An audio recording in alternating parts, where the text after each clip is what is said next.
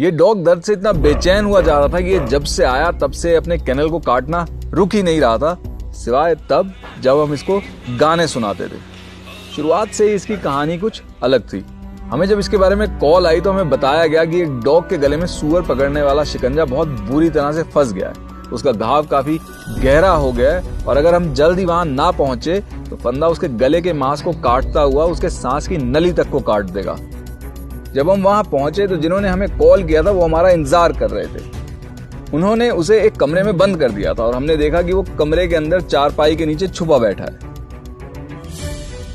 साहिल दबे पांव अंदर गया ताकि डॉग डरे ना। अगर वो डर के भाग जाता तो उसे पकड़ना बहुत मुश्किल हो जाता और दोबारा इतनी दूर जब तक हम पहुंचते तो वो शायद ही बच पाता। साहिल ने कैचिंग नेट लेके चारपाई के पास जाके मुआयना किया। गौरव दरवाजे पे दूसरा कैचिंग नेट लेके खड़ा था ताकि अगर डॉग एकदम से बाहर भागने की कोशिश करता है तो वो उसको पकड़ ले।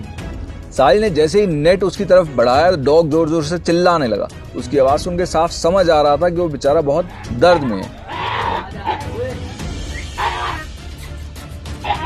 हम लोग भी ज्यादा जोर नहीं लगा रहे थे जिससे उसको और चोट ना आए, पर थोड़ी देर में वो खुद ही बाहर आ गया और हमने आराम से नेट उस पर डाल दिया। जैसे ही नेट हमने उस पर डाला वो फिर से दर्द से जोर जोर से चिल्लाने लगा।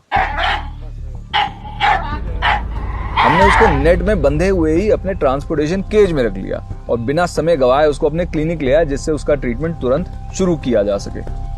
जो भी उस बेचारे के घाव को देख रहा था कुछ देर के लिए मानो ठहर जा रहा था। उसके गले का घाव इतना बड़ा था कि उसके और उसकी मौत के बीच में मांस की एक पतली परत ही बची थी। वैसे तो हम किसी का भी बुरा नहीं चाहते, पर उसकी स्थिति के लिए जो व्यक्ति जिम्मेदार था उसके लिए हमारे मन से दुआएं तो नहीं निकल रही थी।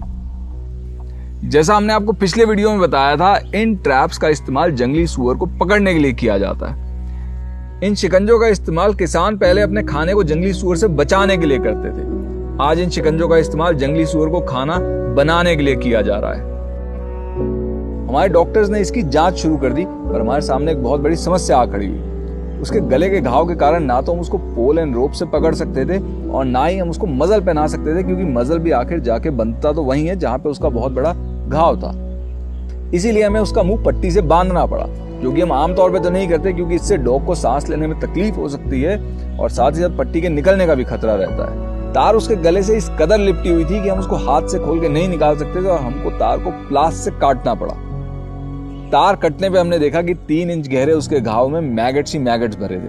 हमने उसके मैगट्स निकाले और एक बड़ी सी पट्टी में मैगट्स की दवाई लगा के उसके गले पे बांध दी ताकि अगले दिन तक उसके सारे मैगट्स निकल जाएं। हमने उसको टेटनस का इंजेक्शन लगाया ताकि तार की वजह से उसको इन्फेक्शन ना हो जाए और फिर उसका रेगुलर ट्रीटमेंट शुरू कर दिया। और पेन किलर्स पे होने के बावजूद वो बेचारा इतने दर्द में था कि उसके गले से आवाज तक नहीं निकल रही थी। हमने इसका नाम पार्टिकल रखा। समय के साथ पार्टिकल का गला बहुत हद तक हील हो गया, लेकिन फिर भी वो अपने दर्द को बोल के जाहिर नहीं कर पाता था। पर एक दिन बाय चांस ही हमें उसको राहत पहुंचाने का एक तरीका मिल गया। पहले ये हल्ला करता था, अभी हल्ला सुनता है। इसको अच्छा लगता है म्यूजिक। अच्छा, पार्टिकल साहब अंदर है। तो म्यूजिक का ये सारा प्रोजेक्ट है ये तुम्हारा है? हाँ। कैसे हुआ?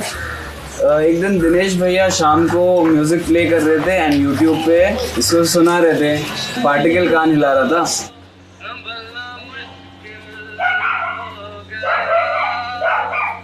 कोई सॉन्ग अगर इसे पसंद नहीं आया तो वो भौंक के बताता था और जैसे ही म्यूजिक चेंज किया वापस से शांति से बैठ के कान हिलाना चालू कर देता था। पार्टिकल का शारीरिक सुधार तो हमारे डॉक्टर्स इलाज के द्वारा कर ही रहे थे और उसका मानसिक सुधार हमारे वॉलंटियर्स म्यूजिक थेरेपी से करने लगे। जिन्होंने पार्टिकल के रेस्क्यू के लिए हमें कॉल किया था वो उससे अक्सर मिलने आते थे, पर जिस दिन उन्होंने उसको लेने आना था उसी दिन पार्टिकल की अचानक तबीयत खराब हो गई। वो एकदम सुस्त हो गया था और हमने उसका ब्लड टेस्ट किया और उसी के अनुसार उसका एक नया ट्रीटमेंट शुरू कर दिया।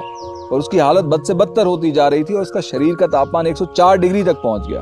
हमने उसके तापमान को कम करने के लिए उसको आइस पैक्स लगाए और उसको क्लिनिक के एसी में शिफ्ट कर दिया। पर हमारी हर कोशिश के बावजूद पार्टिकल ने फार्म पे ही अपना दम तोड़ दिया।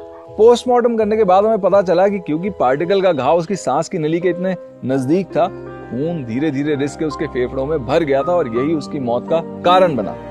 उसका मरना तो उसी दिन तय हो गया था जिस दिन वो सूअर पकड़ने वाले शिकंजे में फंसा। पार्टिकल के जाने से सारा फार्म उदास है। आखिर उसकी लाइफ स्टोरी किसी ट्रेजेडी फिल्म से कम नहीं है।